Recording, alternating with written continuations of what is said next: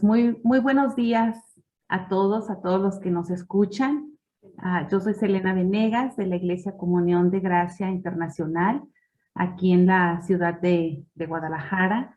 Y pues en este día les comparto que al estar pensando en las escrituras de la semana anterior, mm, todavía pensé que podemos platicar un poquito más acerca de estas escrituras y conocer más acerca de lo que Dios nos quiere decir respecto a dos temas que son muy relevantes para todos nosotros y que están en el libro de Santiago, en el capítulo 5. Los de los versículos 13 al 20 van a ser nuestros versículos base para este día. Y el título es La unción y el poder de las palabras. Esos son dos temas también que resaltan en estas escrituras. Y pues yo creo que esto de la enfermedad, pues es un tema que nos ha tocado a todos. Yo creo que no hay ser humano que no se haya enfermado, aunque sea de gripe, alguna vez en su vida.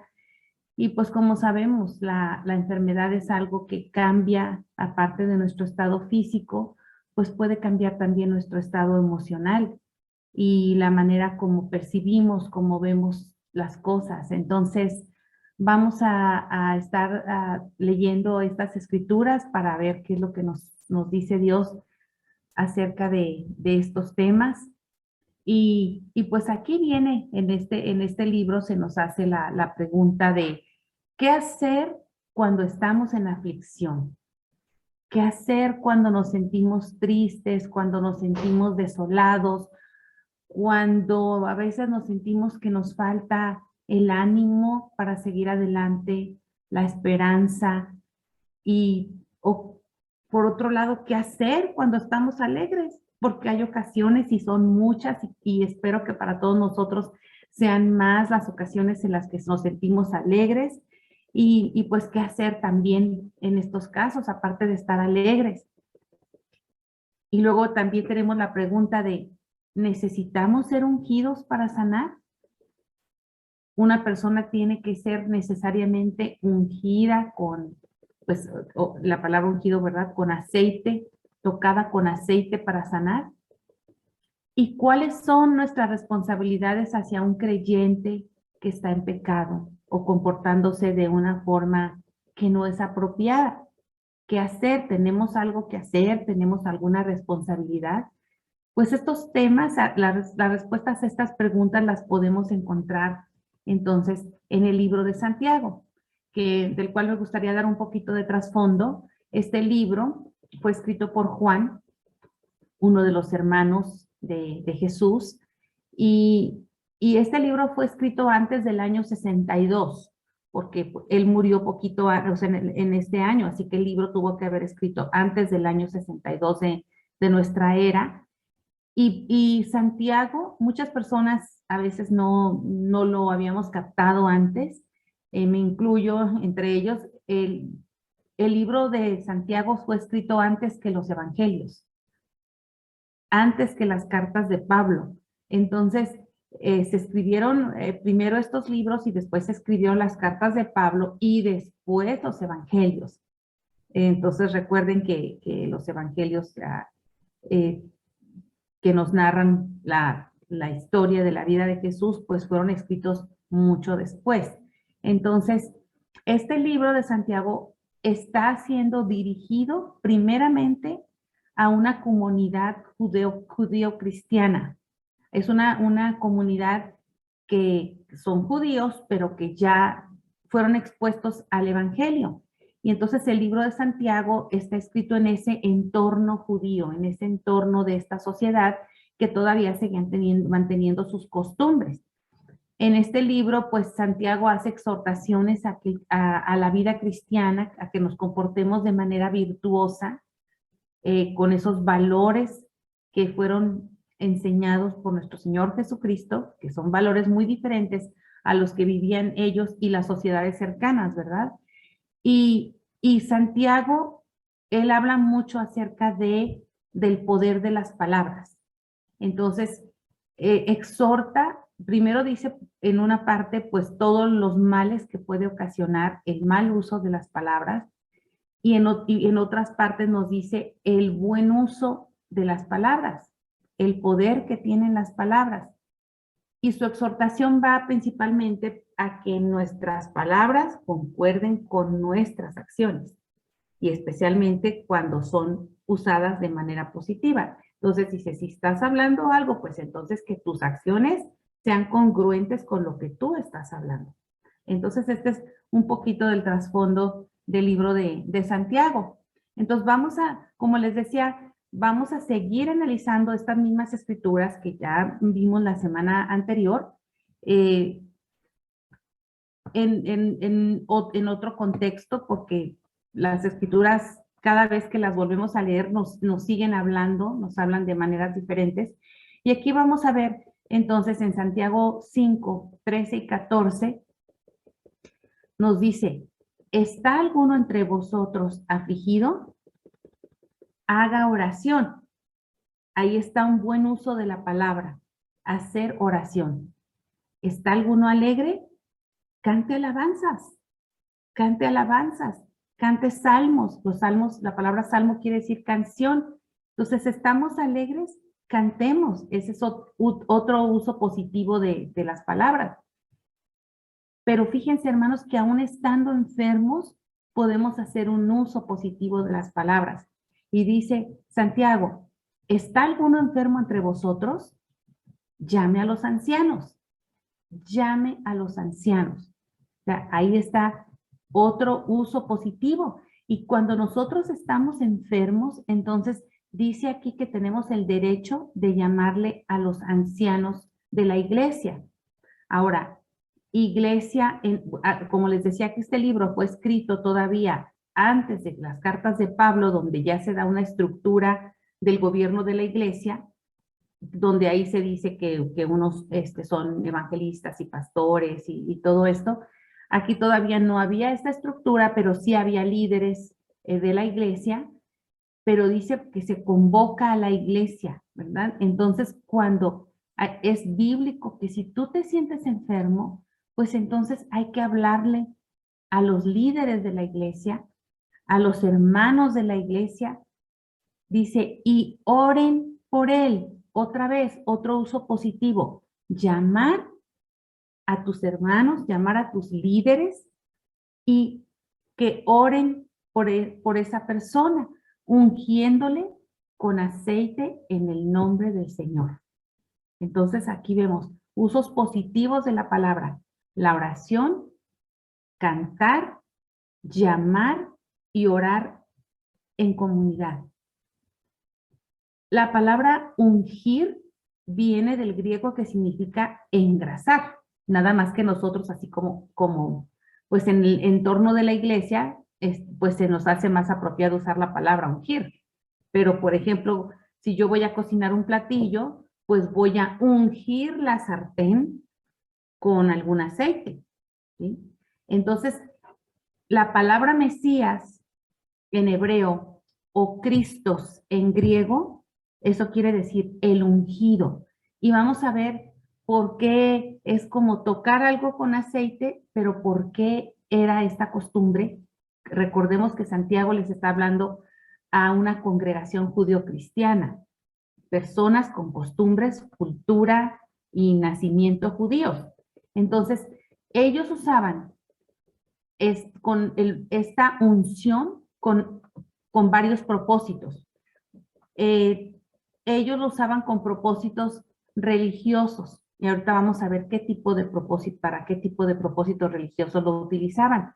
El aceite no siempre era un aceite de oliva, era también un aceite que a veces estaba compuesto de canela y mirra. Entonces era un aceite muy aromático y bueno, no sé a ustedes, pero al menos para mí la canela es una de mis especias favoritas. Entonces ese aceite era un olor muy grato, muy rico a canela y a mirra. Entonces tenía usos medicinales, porque también acuérdense que decía, ungió sus heridas, ¿no? Y cuando también hasta para las ovejas las engrasaban o las ungían con aceite. Y o también para que no se les pararan los insectos, ¿verdad? En las heridas las protegían con aceite. Entonces tenía usos medicinales y usos religiosos. El ungir a alguien también era usado como una muestra de respeto, de honor y de hospitalidad. Entonces, cuando llegaba un huésped, ellos lo ungían con aceite en el cabello. Yo me imagino que, se nos hace un poquito raro, pero no es tan raro, porque yo sé que muchos de nosotros nos ponemos cosas en el cabello, ¿verdad? Aceites, acondicionadores y todo, pues para que se vea más o menos peinado. Entonces, yo imagino que lo ponían también en el cabello, porque si la gente venía en el camino, en el polvo y todo, pues de pronto se despeinaban, ¿verdad? Y venían ahí todos, entonces les ungían con el cabello como una señal de, eres bienvenido en mi casa, entonces les ponían este aceite y era como una señal de honor y de hospitalidad. También lo usaban para consagrar algo, es decir, para declarar algo sagrado, algo santo, algo apartado para un propósito especial. Por ejemplo, recuerden cuando se nombraba a alguien rey, se le ungía como rey. Era como este símbolo de que esto es algo, este es un cargo de mucha responsabilidad y de honor. Y también a los profetas se les ungía, porque acuérdense que ellos iban a hablar la palabra de Dios. Entonces, este aceite se usaba, tenía varios usos, tanto medicinales como usos religiosos. Así que nosotros ahora nos preguntamos, bueno, ¿tienen que ser ungidos los enfermos? Si no unge a una persona con aceite, ¿eso significa que no puede sanar? Pues no necesariamente la persona tiene que ser actualmente ungido con aceite, porque muchas veces vemos en la Biblia ejemplos de que Jesús sanó a personas y no las ungió, ¿verdad? Acuérdense del ejemplo del ciego que con saliva y tierra hizo una pasta y lo colocó en sus ojos y lo sanó. A veces habló y sanó a las personas a distancia, como la hija del centurión. Entonces, no es necesario el toque ni el aceite para que una persona sane. Pero entonces, ¿por qué Santiago lo menciona? ¿Por qué dice unjan al enfermo? Y recuerden que el aceite también es usado como un símbolo del Espíritu Santo, ¿sí? El Espíritu Santo se representa, acuérdense que la Biblia usa muchos géneros literarios, entonces el aceite, digo, a veces usa diferentes palabras para representar al Espíritu Santo, el agua, una paloma, el fuego y el aceite. Entonces, el aceite simboliza el Espíritu Santo obrando en la persona. No es el aceite, solamente es un símbolo de, estamos diciendo, Espíritu Santo obra en esta persona. Y también, como acuérdense que dijimos que también es un símbolo de respeto y de honor, los enfermos muchas veces están aislados. Y más ahora, ¿verdad? Con las enfermedades, esta enfermedad que está latente. Los enfermos muchas veces están apartados de la comunidad de la iglesia, de la comunidad donde viven. Entonces, es un símbolo de hospitalidad, de respeto y de honor para los enfermos. Por eso iban los ancianos de la iglesia o van los ancianos de la iglesia a visitar a la persona y la ungen con aceite y le están diciendo, eres honrado, estás enfermo, pero sigues siendo parte de nuestra comunidad, te honramos, te bendecimos y te respetamos. Aún en tu estado vulnerable eres importante para nosotros. Eso es lo que estamos diciendo con esta unción. Algunas veces por las circunstancias no se da, pero nosotros estamos clamando al Espíritu Santo para la sanidad de esta persona. Entonces, no necesariamente, pero cuando se da, este es el simbolismo. Y a mí me parece que es un símbolo hermoso, precioso, como todos importamos ante nuestro Dios y debemos ser importantes los unos para los otros en la comunidad de la iglesia. Entonces, estás enfermo, pero te honramos. Estás enfermo, pero te respetamos. Estás enfermo y te amamos. Te bendecimos. Nos compadecemos de que estés sufriendo, pero estamos aquí contigo. Entonces, qué hermoso y bello simbolismo tiene este aceite de la unción. Ahora, muchas veces en la Biblia se pone en común, a veces tienen algo en común, la enfermedad con el pecado. No necesariamente, y esto sí tenemos que aclararlo, no necesariamente una persona está enferma por causa de pecado. No. Ustedes saben que enfermamos porque estamos también en un mundo que tiene enfermedad y que tiene muchos factores por los cuales nosotros nos enfermamos. Pero muchas veces, cuando nosotros hacemos cosas contra nuestro cuerpo que pues no debemos de hacer, no lo cuidamos como deberíamos, pues ahí es un pecado y entonces enfermamos. Y repito, porque sí necesitamos que quede claro, no siempre una persona que está enferma, muchas veces una persona está enferma y no es por causa de pecado. Algunas ocasiones sí lo es, porque debemos reconocer que de verdad a veces hacemos cosas que no tenemos que hacer con nuestro cuerpo, no lo cuidamos lo suficiente. Pero tanto la enfermedad como el pecado, ambos causan aislamiento de la comunidad de creyentes. Cuando una persona está en pecado, ya sea que se siente mal consigo misma y entonces se empieza a alejar de la congregación, o a veces la situación en la que vive pues no permite que esté con la congregación. Entonces el pecado es algo que la persona se aísla, ¿verdad? De eso. Y vamos a ver qué podemos hacer nosotros en esta circunstancia. Entonces, los enfermos, dijimos, tienen el derecho a pedir a la iglesia que los visite, que ore por ellos y les muestre honor, respeto y cuidado, porque esto promueve amor, cuidado y solidaridad. Pero ¿qué pasa cuando alguno de nuestros hermanos está haciendo algo que no es lo apropiado?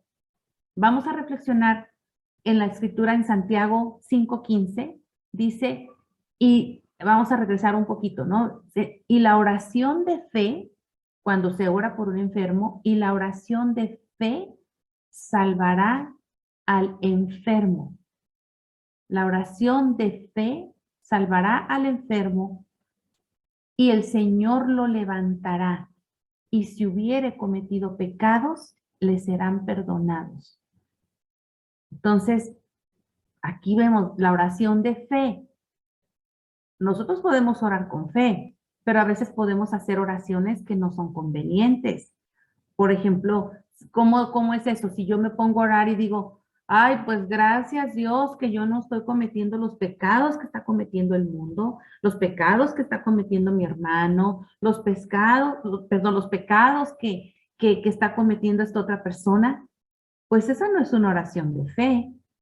O por ejemplo, podemos también decirle a Dios, pues, solo pedirle por nosotros, o una oración que solo habla de nosotros. Claro que podemos hacer una oración en momentos cuando sentimos esta necesidad de plantearle a Dios nuestras circunstancias.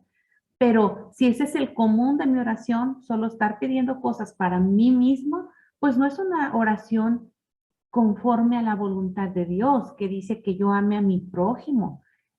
Entonces, como decía mi abuelita, pide para ti, pide para tu santo, ¿sí? O sea, pide por tus hermanos, ora por tus hermanos. Entonces, esta es una oración de fe en acción, una oración que se interesa por los demás. Dice, y la oración de fe salvará al enfermo, lo salvará, y dice, y el Señor lo levantará. Y aquí esta palabra levantar tiene un doble significado. Se refiere a que lo va a levantar de su situación física de enfermedad, pero también se refiere que lo va a resucitar. Y muchas veces La persona no es levantada físicamente de su enfermedad, de su aflicción, pero es levantada, está en la promesa de que será levantada en la resurrección. Y les digo que yo estaba meditando en estas escrituras precisamente porque, como he estado pidiendo yo oración para mi amiga Leti el día de ayer en la mañana partió a la presencia del Señor. El Señor no la levantó físicamente, pero Él promete que la va a levantar en el día de la resurrección.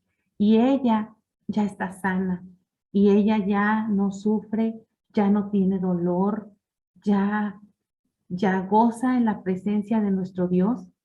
No sabemos cómo, si duerme y despertará, o está gozándose en la presencia de nuestro Dios, pero ella ya está allá. Pero durante su enfermedad, ella fue honrada, respetada, amada, cuidada, y esto fue algo de la comunidad de su iglesia, de la comunidad de nosotros en donde trabajamos, y como les digo, ella nunca estuvo sola. Dios preparó de antemano esas obras para que anduviéramos en ellas. Dios preparó y levantó muchas personas para que cuidaran, proveyeran y atendieran a esta hermana en la fe. Entonces, en honor a ella, pues estoy pensando en estas escrituras y recordando que tenemos tristeza por su partida.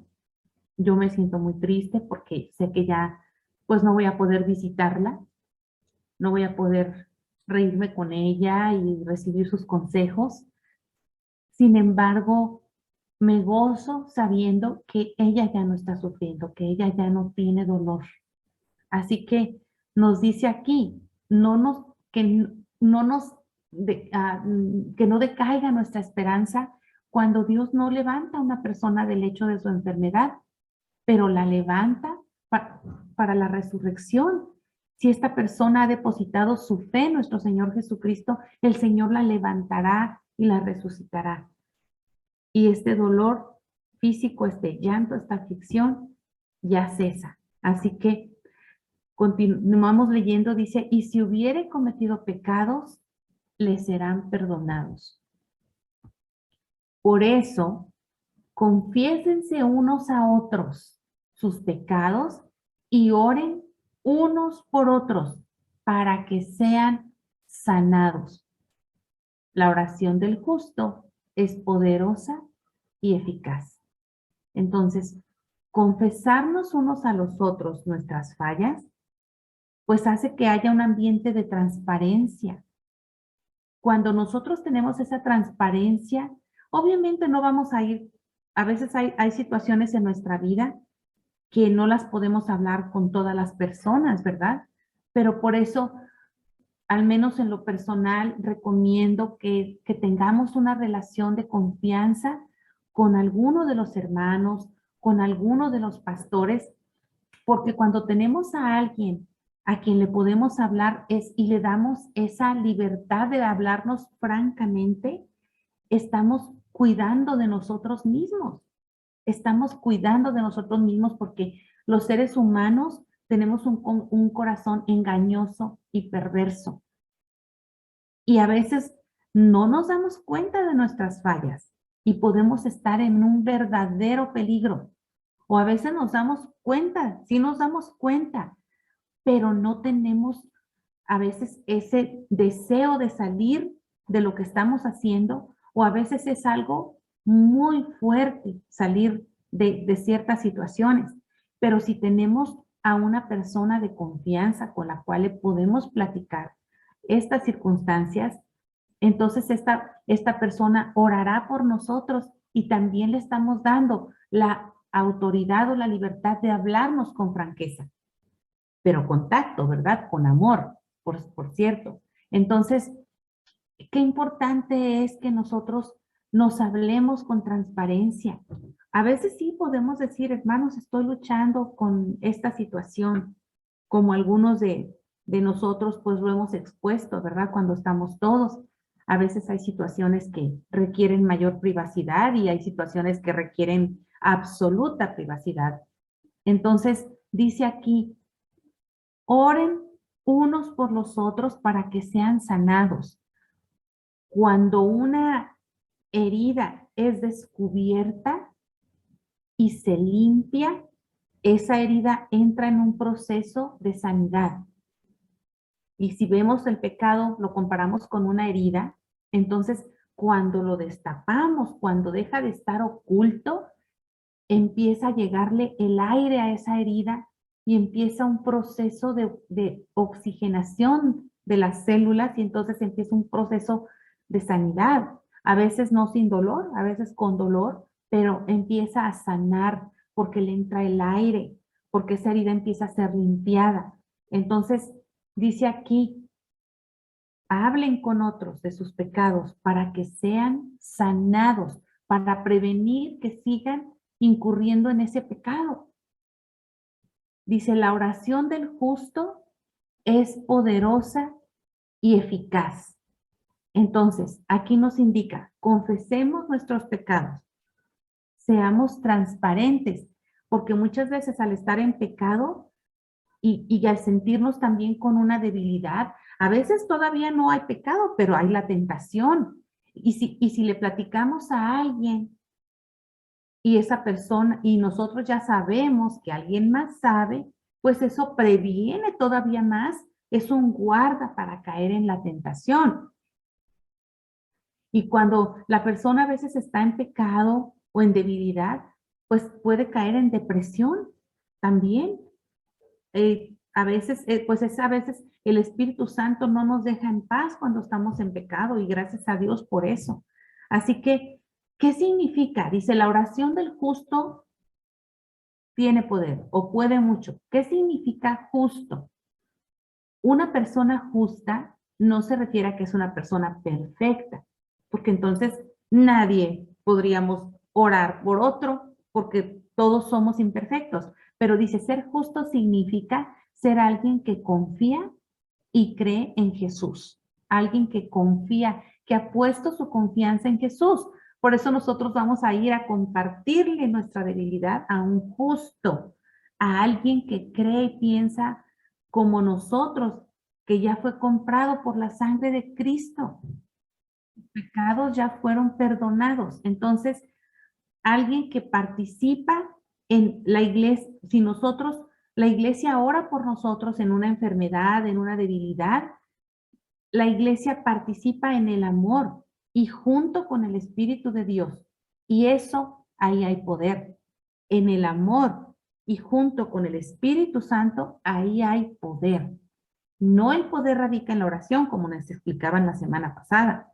El poder es ese amor que cubre multitud de pecados, y con cubrir no es que los esconde, sino que nosotros podemos acercarnos a una persona que está en pecado, no alejarnos de ese hermano, apoyarlo en oración, ayudarlo, y entonces es un poder que se le da al afligido y también al que ora, un poder para actuar con amor.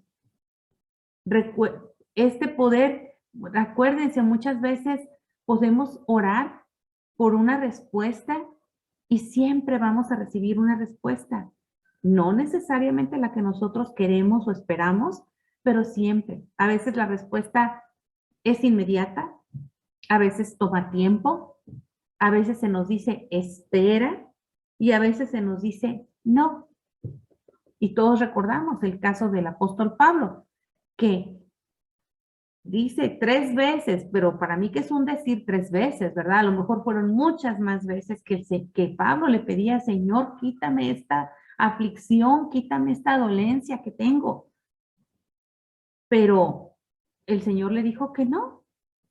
Pero entonces Pablo en esta oración está pidiendo ayuda para continuar, a pesar de que su petición fue denegada. La oración de todas maneras sirve, porque entonces la gente va a decir, entonces, ¿para qué oramos? Bueno, Oramos porque entonces ese poder del Espíritu Santo opera en nosotros y nos da la capacidad para continuar, para seguir adelante en medio del sufrimiento, en medio del dolor, o también da fortaleza para que una persona que está en pecado pueda entonces, primero, pues reconocer su falta y empieza ese proceso de alejarse del pecado. Así que sí, exactamente, la oración del justo, la oración del creyente puede mucho. La oración tiene poder en ese sentido. Es el poder del Espíritu Santo obrando en el que ora y en la persona por la que se ora. Y recuerden, pues la oración se hace de acuerdo con la voluntad de Dios. Y prosigue Santiago dándonos el ejemplo del profeta Elías. Fíjense, nosotros pensamos en los profetas como grandes hombres, grandes personas de tanta fe, pero dice aquí, Elías era un hombre con debilidades como las nuestras. Nosotros los que somos pastores, somos igual que otras personas, pero con un don diferente. Nosotros tenemos también debilidades. Nosotros también pecamos y no quisiéramos, pero también somos seres humanos. Entonces, por eso necesitamos también las oraciones de nuestros hermanos, así como nosotros oramos por todos los hermanos. Entonces, aquí nos dice, Elías oró con fervor que no lloviera, o sea, con fe, que no lloviera. Y no llovió sobre la tierra durante 3 años y medio. Imagínense, 3 años y medio sin llover. Y luego volvió a orar y el cielo dio su lluvia y la tierra produjo sus frutos. ¿Por qué? ¿Por qué se le concedió esta petición? Porque él estaba orando de acuerdo a la voluntad de Dios. Dios concede la petición de oración siempre y cuando vaya con su voluntad y propósito para una nación, para un grupo de personas, para una persona en lo individual. Entonces, toda oración en fe debe ser llevada a la voluntad de Dios. Acuérdense que Elías estaba deprimido, ¿se acuerdan que andaban matando a todos casi a todos los profetas y estaba en la depresión y decía que solamente él había quedado y pues no era así, había más profetas y se fue y se escondió en una cueva, pero aún así oró y siguió adelante. Y lo mismo nos puede pasar a nosotros, lo mismo, estar en ese estado de debilidad, de depresión, donde a veces no vemos como si no hubiera salida para nuestra aflicción y para nuestro problema. Entonces, continúa Santiago, dice, en versículo 19 de capítulo 5, dice, hermanos míos, si alguno de ustedes se extravía de la verdad, si anda haciendo lo que no tiene que hacer, y otro, no cualquier otro de la familia de la fe lo hace volver a ella, recuerden que quien hace volver al pecado, a un pecador de su extravío, lo salvará de la muerte y cubrirá muchísimos pecados. Entonces, aquí está dando la responsabilidad a toda la comunidad cristiana, a todos los creyentes. Tenemos esa responsabilidad, dice, y lo hace volver, entonces lo va a salvar. Obviamente no lo salva la persona, pero sí ese instrumento que Dios ha puesto para ayudar a esa persona que está alejándose de la verdad. Así que como vemos, este versículo nos da responsabilidades, los unos por los otros. Este es otro uso positivo de las palabras. Tenemos esta responsabilidad, buscar a los que están afligidos y en necesidad. Miren, yo no me acuerdo, una vez leí en un libro que la mejor manera de salir de la depresión es mirar hacia otros, mirar hacia otras personas. Y a veces, si nos encontramos tristes, el ver que hay otras personas que también sufren o que incluso sufren más que nosotros, nos ayuda para poner en perspectiva nuestros propios problemas y podemos salir para ayudar a otros. ese llamarnos entre semana por teléfono, ese, en tiempos de Santiago no había teléfono, ¿verdad? Pero ahora tenemos una tecnología que hasta nos permite hasta vernos a la distancia si así queremos. Entonces, tenemos una responsabilidad que no podemos eludir. No podemos decir, ay, Dios, tú y yo y tú. No, Él nos dice que cuidemos de nuestros hermanos también y cuidarlos no solo en el sentido físico, pero cuidarlos también en el sentido espiritual, que realmente todo es espiritual, ¿verdad? Pero hablando entonces de cuando un hermano se está apartando de la verdad, ¿qué es lo que tenemos que hacer? Pues aquí dice, ¿verdad? Tenemos que orar por ese hermano, tenemos que orar por él, porque a veces es fácil señalar las faltas, pero ¿hemos orado por ese hermano? ¿Hemos dedicado un tiempo para interceder ante el Señor por ese hermano? Entonces, cuando nosotros nos damos cuenta que un hermano está obrando mal, tenemos que buscarlos en amor, pero antes tenemos que pedirle a Dios que lo que nosotros hablemos sea dicho en amor y hablar con humildad. Decirle, mira, hermano, yo eh, pues me he dado cuenta de que está sucediendo esto en tu vida y te lo hablo, te lo digo porque, pues porque te quiero, hermano, y porque yo misma también tengo pecados y tengo dificultades y yo he necesitado ayuda y por eso yo vengo a ti para apoyarte. No debemos ignorar la situación. Cuando un hermano está en una falla, no debemos ignorar la situación, hacer como que no pasaba nada. Pero tampoco, si ese hermano se acercó a ti y tú no eres pastor, pero te está hablando en confianza, no necesariamente tienes que ir corriendo al pastor y decirle, ay, pues que pasó esto, que pasó aquello. No, ese hermano se acercó a ti sabiendo que la sabiduría de Dios opera en todo, en el creyente, en todo creyente que pide sabiduría.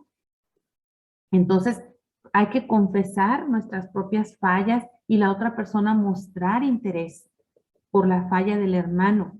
¿Para qué?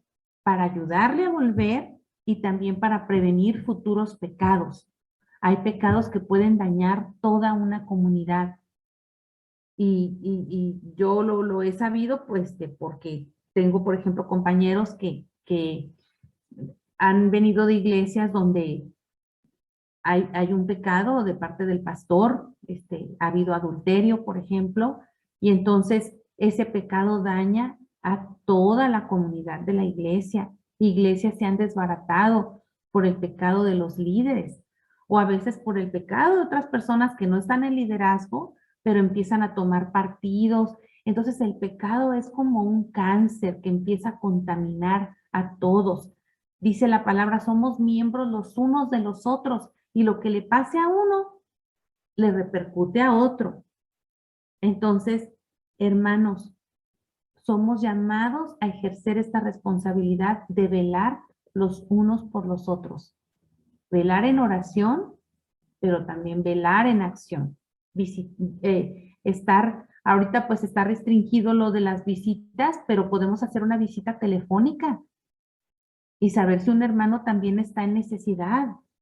Entonces, y también es nuestra responsabilidad buscar ayuda. A veces le suceden cosas a un miembro de la iglesia y no nos damos cuenta y no podemos, no somos adivinos, ¿verdad? No podemos adivinar y no sabemos qué está pasando y claro, oramos unos por los otros, pero una ayuda práctica, porque también es un testimonio para quienes no están en esa comunidad que ven esta unidad, que ven este apoyo mutuo y les aseguro que gente dice, oigan, no, yo quiero ser parte de esa comunidad. Bueno, pues te queremos decir que no somos así por nosotros mismos, ¿verdad? Te queremos decir que somos así por causa y para gloria de nuestro Dios. Ahora con mi amiga Leti enfermita andábamos buscando, pues, como ya luego necesitó un cuidado más especializado, que la mayoría de las personas no podíamos darle porque era ponerle suero y cosas así, hablé con una enfermera que me recomendaron, y era una enfermera de esas ya intensivistas y que tienen muchas, muy especializada ella. Y le decía, pues, pero que también buscábamos, pues, el precio, ¿no? De sus cuidados de la persona, porque pues era un apoyo que estábamos dando, un grupo de, le digo, es que le va a llegar depósitos de diferentes cuentas, porque ya le expliqué la situación. Y esa persona, yo le había reparado en ello, porque para nosotros es como que más común, pero ella estaba maravillada de que estaba ocurriendo eso, porque yo le decía que mi amiga es soltera, bueno, era soltera, y que pues no tenía hijos ni nada, sin embargo, y luego hija única, aparte hija única. Entonces yo le decía, no, es que, me decía, es que esto no sucede, no sucede. No, yo no lo había visto, le dije, es que sí sucede. Le dije, pero sucede entre las comunidades de las personas que pues tenemos nuestra confianza en Dios, y ahí le pude compartir un poquito, pero entonces es testimonio no para gloria nuestra, para gloria de nuestro Dios. Entonces, todo esto es hacia arriba, hacia afuera, hacia adentro, hermanos. Entonces, la oración en comunidad muestra solidaridad y desafía al mal que hay en el mundo. Unidos, orando por un hermano, desafiamos a ese mal que lo quiere apresar en el mundo. Así que el uso del poder de las palabras es: el enfermo pide ayuda, pide oración. La comunidad responde visitando a los enfermos, orando por ellos y también proveyendo para ellos cuando hay la necesidad. Y en ocasiones se pueden ungir también con ese toque, yo creo que lo más importante de la unción es el toque, el decir, aquí estoy para ti. Entonces, es importante, hermanos, buscar a los hermanos, saber cómo estamos y no llegar a decir, ¿acaso soy yo el guarda de mi hermano? Como ya sabemos que alguien contestó así. No, sí somos los guardianes de nuestros hermanos. Entonces, hay que buscarlos, pero también hay que hablarles con la verdad cuando es necesario, para que estas personas lleguen a estar sanos. Así que, hermanos, si está alguno triste, entonces haga oración. Si está alguno contento, cante alabanzas. Y muchas veces, aunque estemos enfermitos o no nos sintamos bien, el cantar alabanzas mejora nuestro ánimo. Así que, hermanos, ¿qué nos queda? Orar unos por otros. Oremos.